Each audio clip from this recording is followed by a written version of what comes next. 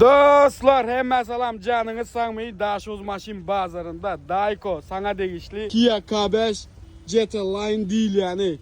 Görüyor musun? Yılı 2021 motoru 1.6'lık turbina motor. Bakarsam $15.000 diye onuşuk badiye olsa birçe krela çalışılan karadan ağa geçen başka probleması yok dostlar. Görüyorsunuz mu? Yine salonum görkezeyin azıcık olsa kapılar patolog. Panorama görüyorsunuz mu? Sidyenyalar. Yine torpedi adayı. Hoppa. Probegim 98.331 probegi var dostlar. Yine arka tarafından bir görkezeyin. Hoppa. Yine. Hoppa. Bagaj tarafı yine. Kia K5 GT Line değil yani.